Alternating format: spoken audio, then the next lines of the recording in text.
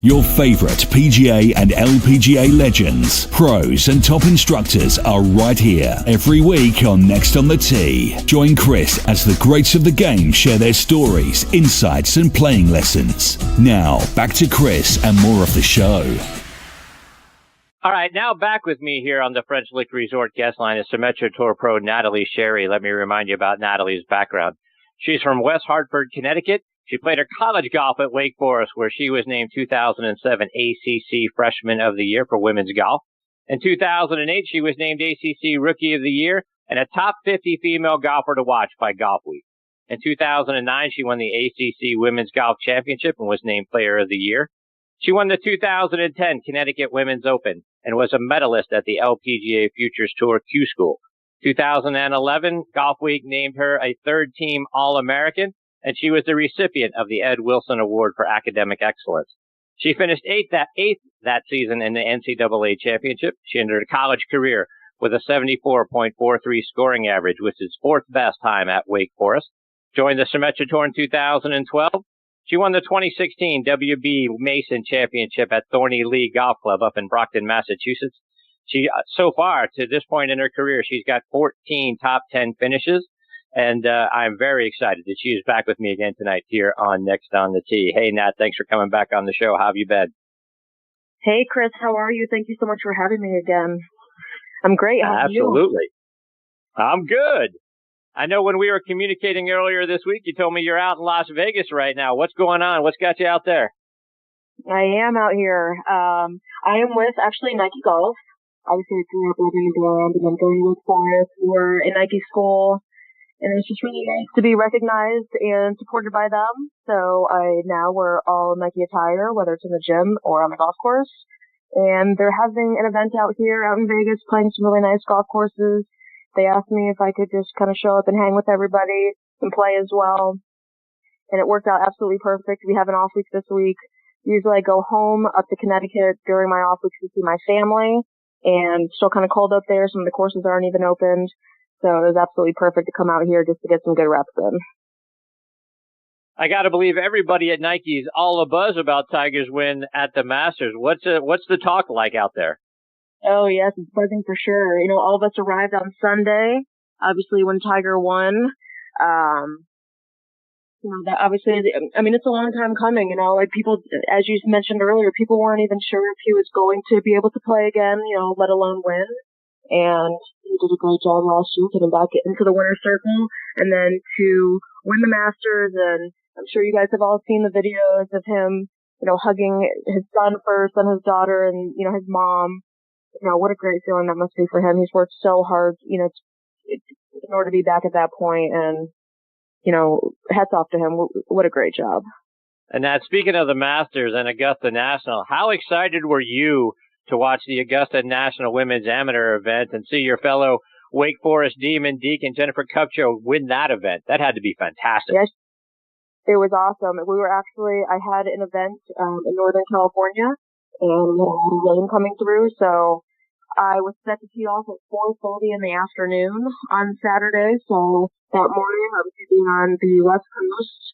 Things were on, you know, slightly earlier, and I was able to watch her finish up, and I think she shot like 5 under the last round to win it. So she played spectacular golf, you know, obviously on a great golf course, and history being made 8 days, you know, like in between each other, having a female tournament there and having a Wake Forest, you know, fellow Demon Deacon win, and then having Tiger make history just 8 days later is super cool and such a great golf course.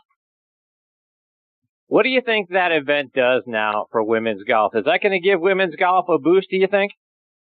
Oh, for sure.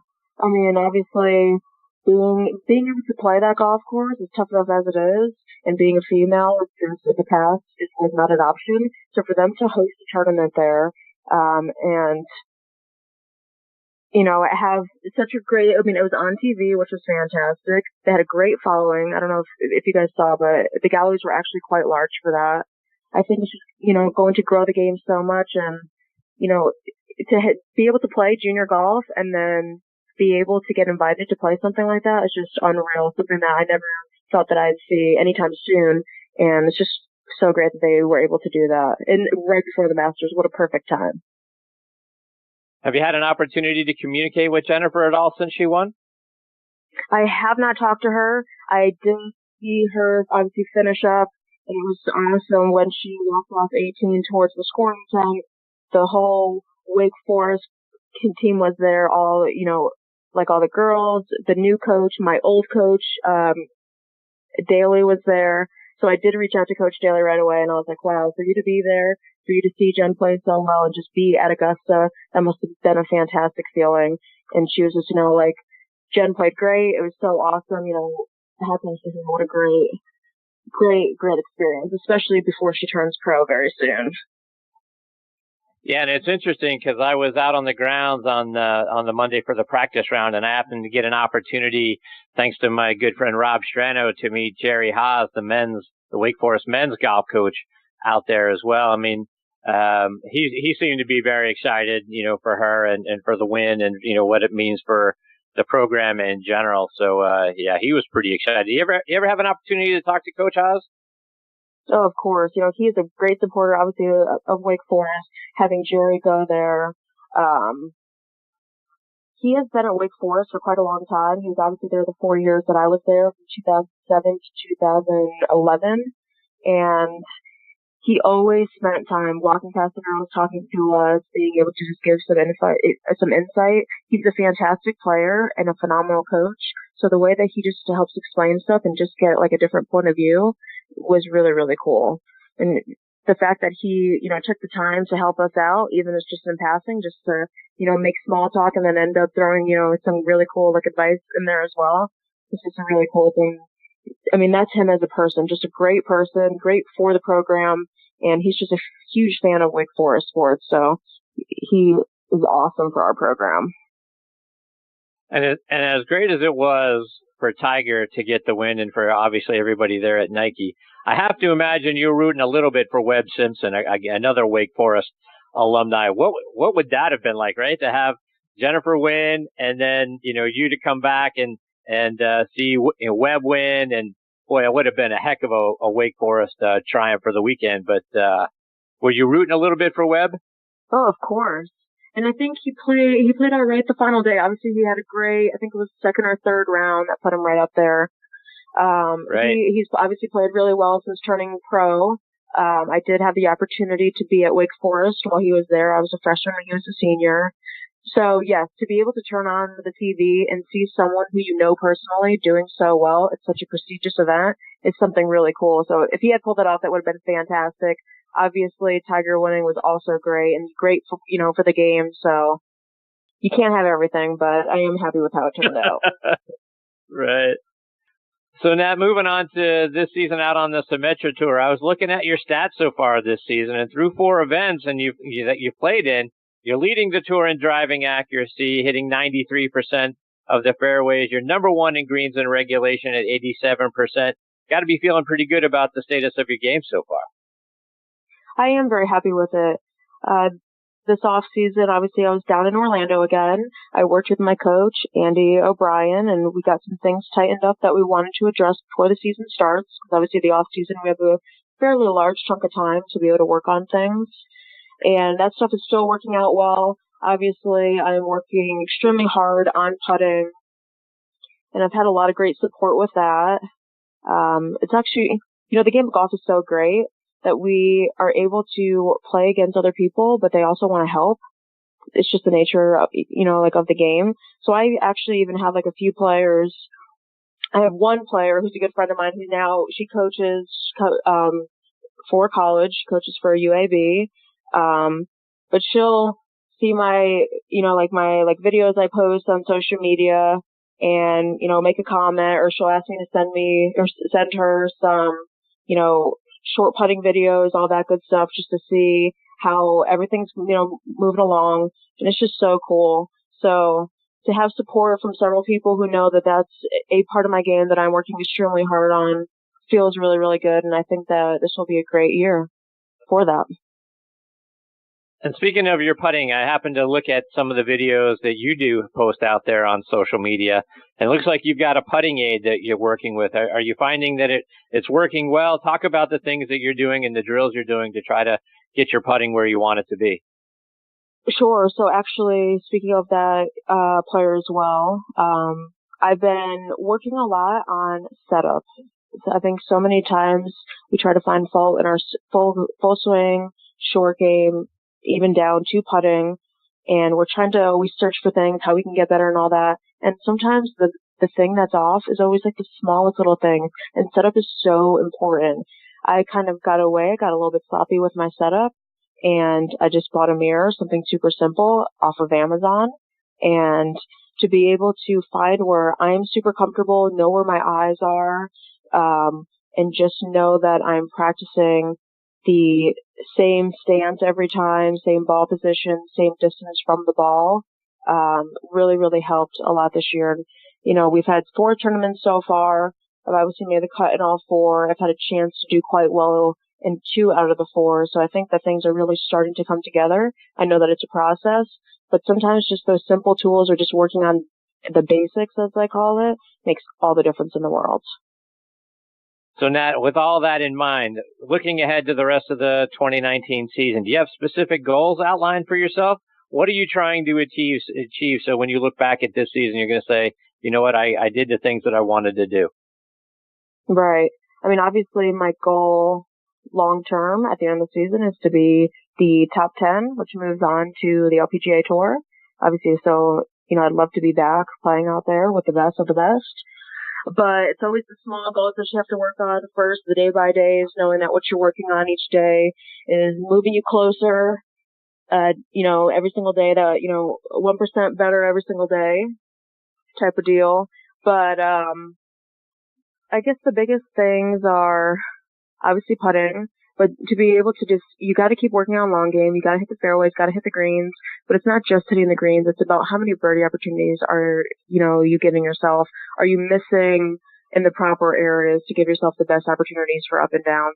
There's small goals that we set each week depending on each course and how it plays, the weather conditions, you know, the pin locations. So each day I will have a certain goal. You know, whether it be 3 under a side or, you know, birdie 1 out of every 3 holes, just to kind of sweat it up, because 18 is a lot of holes and it's easy to get sidetracked out there since you're out there for quite a long time. All those day by day goals, I feel like if you pick something specific to work on, all those, and you try to reach it every single day, you're just, you know, keep getting better and better and better and better, and then you'll reach the ultimate goal. So now what's your go-to shot? What's the one shot when you're standing over it with a certain club in your hands that you feel 100% confident in? I work on everything so much that I will not stand up over, you know, like a single shot, not feeling 100% confident and committed. If I feel like I'm nervous off the tee, I have a go-to shot, I guess. I will tee down a driver and just hit a punch shot. It ends up going just as far as a full swing, but because it goes, you know, like a tiny bit lower, it has no room to get offline.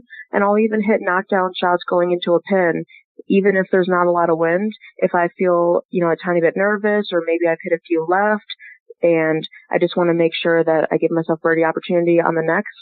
Sometimes it's not all about making the prettiest swings or making, you know, like the prettiest ball flight. It's about getting it in the hole in as few strokes as possible. So sometimes you just got to do what you got to do. Yeah, right. And now, you know, from a strategy perspective, and you were sort of alluded to this a moment ago, but when you're out on the golf course, you know, do you, based on where the pins are at, when you have a plan going in, this is a par hole, I need to, you know, put it in the middle of the green or whatever, get my par and get on. This is a hole I can attack and I can, you know, be more aggressive and go at this pin. Do you set that strategy up beforehand, before your round isn't underway, or does that change depending on how you've performed at whatever point it is in the round? I don't think it changes based on the previous holes. I'm not the type of player. They do post our pin sheets online on social media the night before. I am not one of those players who looks at it to try to figure out the game plan. I kind of want to know more on the spot, because if there is maybe a hole that doesn't really fit my eye, and then they put a really tight pin. I don't want to be waiting all around for that hole that I've had in my mind, just putting unnecessary pressure on myself. But obviously every hole can be a birdie opportunity. You never know when you're going to chip in, make a long putt, do whatever. But based on maybe where the pin is, I may try to hit left center of the fairway, right center of the fairway for the best angle to give myself the best chance for a birdie opportunity. But I don't know. I'm not worried about par hole. I'm not worried like, oh my gosh, this is such a hard hole, par hole. I know that I've worked on my long game enough. I know that I work on my short game enough that I'm going to try to go as close as I can to the flagstick. And if it doesn't work out, that's why we practice short game. I'm going to give I will have the best opportunity to get up and down and make a par that way and then just move on to the next. Playing scared is not a way to play. We work hard enough that you shouldn't be afraid of certain shots. You shouldn't be afraid of certain holes. That's when bogeys start happening. So now when you arrive at the golf course that morning for whatever round number it happens to be, what's your daily routine like? How do you set up your day so you're ready when it's your tee time? Sure. So in the morning, I will get to the course just a few minutes early, just in case it's chilly that morning or, obviously I haven't been to the gym or anything like that. So I need to warm up my body. I will go to the course. I try to get there early enough. I like to do putting first. I like to putt first, and then I'll hit balls, and then from hitting balls, I'll go right to the tee. I think a lot of people will hit balls, and then they'll do some putts, and then they'll go to the tee. But if you putt for 15, 20 minutes, to me, that's 15, 20 minutes that, your muscles are starting to get cold again. I want to keep them as loose as possible. So, to be honest, my morning and afternoon rounds are very, very similar. Some girls may go to the gym before their 2 p.m. tee time. I have a hard time going to the gym and taking it easy, so I just would rather just do stuff in my room, whether it's staying in the hotel or staying in a host family, just kind of like roll out using a foam roller. Maybe I'll go to the course a tiny bit early, see the PT, have them stretch me out or something like that. But same routine, same, short game, long game, then tee box. I get there I step onto the practice facility about an hour before my tee time. And if I'm feeling a little bit tight, then I'll show up a little bit earlier and see the PT and all that, but I won't start practicing until 55 minutes to 60 minutes before before it's go time. Not just a couple more before I let you go, and you mentioned host family a minute ago, and we talked a little bit about this last time, about what life is like out on the Symetra Tour. You logged about 29,000 miles on your car, I believe it was last year, and sometimes you're staying in a hotel, sometimes you're staying with a host family. But remind our listeners, and for those that weren't around last time, what life is like out on the Symetra Tour. Sure. So we drive a lot of places. Obviously, we had 2 West Coast events the last 2 weeks, so I did not drive from Florida out there. But I try to drive, anywhere that I can. Flight delays, flight, cancellations, not being able to bring everything because, you're super limited with the 2 to 3 bags, certain amount of weight on them. Traveling from March until October, it's so imperative to have everything that you need to feel super comfortable for all those months. So driving is what makes most sense to me. I try to stay in host families whenever I can. Not only does it help with the cost of staying in a hotel every single week we have 24 events this season. Obviously that adds up quite a bit, but staying in host families, being able to have their support.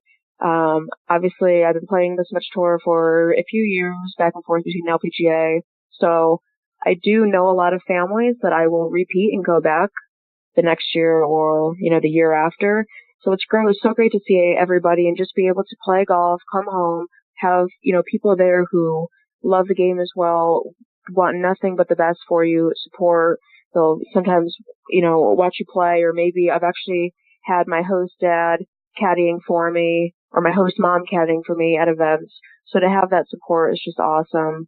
And it really makes life out on the road just a little bit easier. Obviously, I see the girls every single day practicing, but it's nice to come home and just chat with some other people every once in a while.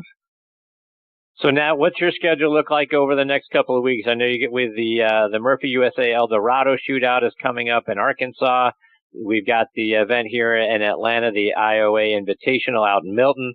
Are you going to be playing in both of those events? Are you playing a full schedule? I am playing a full schedule, but for the first time ever, I am going to be missing a Symetra event for some other tournament that is not LPGA.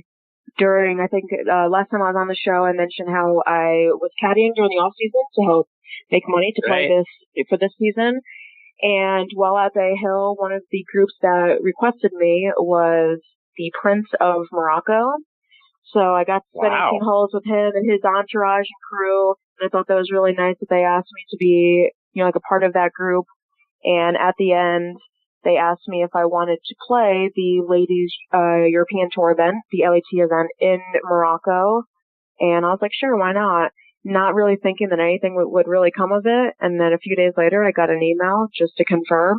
And so instead of playing the Arkansas event in El Dorado, I am actually flying out this Saturday to Morocco, courtesy of the royal family, to play in my first LET event, which I think will be really cool. I've heard nothing but great things about that event. Golf is so huge over there. But the other cool thing is it's at a golf course with 36 holes. So the ladies are on 18, and actually the men's European Tour event will be on the other 18. So we'll share the same, clubhouse, hospitality, all that kind of stuff. So I think it'll be a super cool experience, and yet another great opportunity that this game, has given me. So although I will not be playing a Symetra event next week, I will be playing, and it will be in Morocco. That's awesome. Good for you. I look forward to hearing the stories about that next time. Nat, let our listeners know, how can they stay up to date with all the great things you're doing and follow you online or on social media? Sure. So social media is the big thing. I am on Instagram almost daily, trying to show behind the scenes, day in the life, all that good stuff. I have Facebook, Twitter as well. Those are all just at Nat Sheary, @NATSHEARY. And then obviously every week you can go onto LPGA.com and there'll be a link for Symetra Tour, or you can go to SymetraTour.com and you can follow hole by hole. They have live scoring. You can see the stats and all that good stuff. See the scorecard at the end of the round with fairways, greens, putts, and all that good stuff, so that you can feel like you're also part of the mix. Nat, thank you so much for taking time out of your night to come back and be a part of the show. It's been great catching up with you. I wish you a ton of success. Look forward to hearing about the Morocco trip and then the rest of the season out on the Symetra Tour. But can't thank you enough for your time. Look forward, hopefully, getting you back on the show again real soon. Sounds good, and hopefully I will see you in ATL for the Symetra event. That's right. Looking forward to it. Take care, Nat. Awesome. All the best to Thank you and your family. We'll catch up soon. I appreciate it, Chris. Thank you again. All right, you bet, Nat. That's Natalie Sheary, and be sure to follow her on Instagram and on Twitter. Great stuff out of her. And again, look, folks. I mean, she's #1 in driving accuracy, #1 in greens and regulation so far. Certainly setting herself up for a great season out there on the Symetra Tour. Looking forward to catching up with her again real soon. It's always a lot of fun when she's a part of the show, and she is certainly an up and comer. I'm sure we're going to be seeing her out on the LPGA Tour very, very soon.